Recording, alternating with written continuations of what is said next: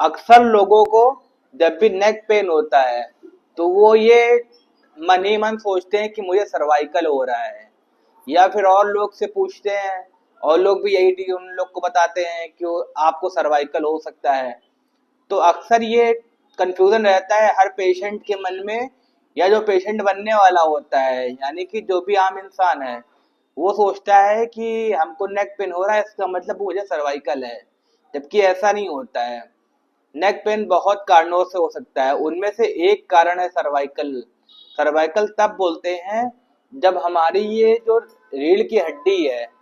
ये जो रीढ़ की हड्डी है इसमें 7 कॉलम होते हैं ऊपर के। ये जो C1 से लेकर C7 तक, अगर इसमें से कहीं नस दब रही होती है, मोस्ट कॉमन जो होता है वो C4 से लेकर C7 तक होता है। अगर यहाँ पर नस दब रही होती है और उसकी वजह से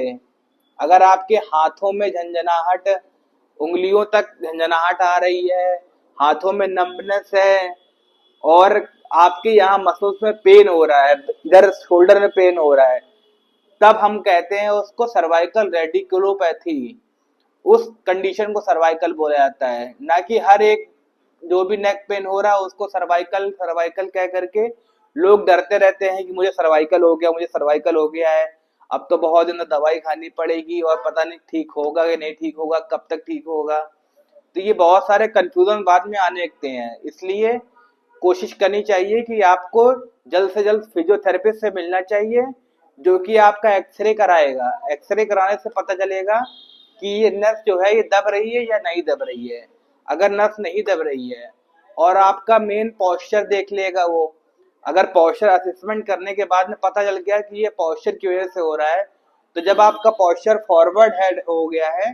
उसको जैसे ही ठीक करेंगे नेक पेन अपने आप चला जाएगा। उसके लिए कोई भी आप सर्वाइकल नहीं है आपको, आपको केवल नॉर्मल मसल स्पाज्म हो रखा है, यानी कि जो आपकी मांसपेशियां हो रहा है वो टाइट हो गई है। वो जैसे ही लूज होगी अपने आप आपका सारा ये पेन जो हो रहा है, इधर ये साइड में पेन हो रहा है, इधर ऊपर बैक पेन होता है, अपर बैक पेन, तो ये सब आपको तुरंत आराम मिल जाएगा। इसलिए ज्यादा दिमाग नहीं लगाना चाहिए, सीधे अपने फिजियोथेरेपिस्ट के पास जाना चाहिए। फिजियोथेरेपिस्ट से मिलिए,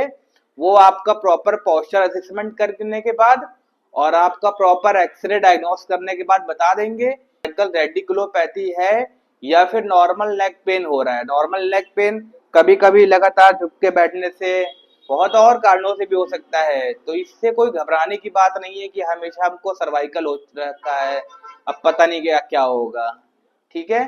तो ऐसी ही और इन्फॉर्मेशन के लिए हमारे चैनल को सब्सक्राइब करें, लाइक करें वीडियो को, और लोगों को शेयर करें, रीपोस्ट करें इंस्टाग्राम पे।